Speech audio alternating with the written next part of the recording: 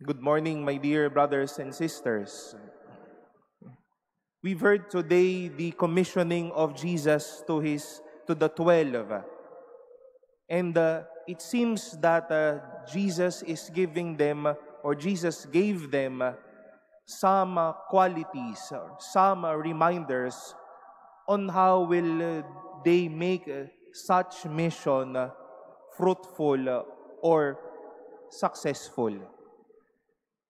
We've heard how He warned them not to take some things, nothing for the journey, neither walking stick, nor sack, nor food, nor money, and let no one take a second tunic. You are to set into a mission, but it seems that you should not be bringing anything. Ibang-iba sa ating karanasan, i-assign sa isang lugar kung ano-ano ang ating pong dala. Hindi naman kami exempt mga pari doon. Lilipat sa isang parokya, sa isang assignment, kung ano-ano rin na ang amin pong mga dala. But the mission of Jesus to the 12 reminded them not to take anything.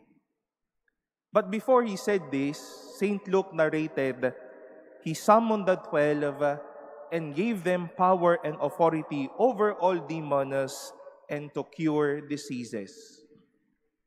To our appreciation, success in the mission of God and success in our mission is not to hold on things, but to hold on much to the power of God.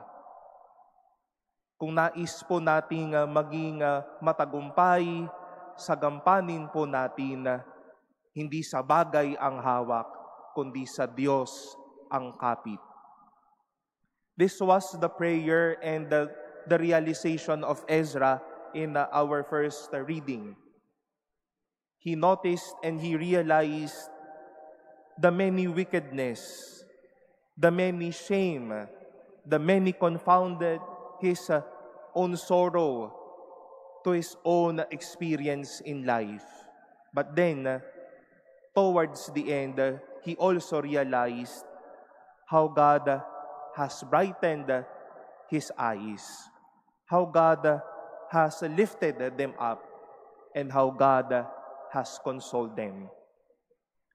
It is good to remind ourselves, my dear brothers and sisters, that this is our play of being sent out into our mission. Today, I am sent into my mission to be your pastor.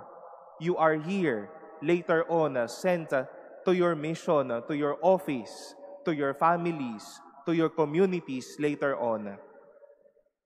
Pero kung nais nating maging matagumpay sa mga bagay na ito, kumapit sa Diyos kesa sa mga bagay na ito.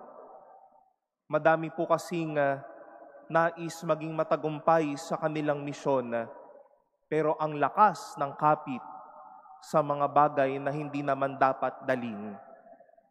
But for us to be successful, fruitful, and to have a meaningful mission, we remember that we are sent out, given with power, given with authority, given with God's blessings.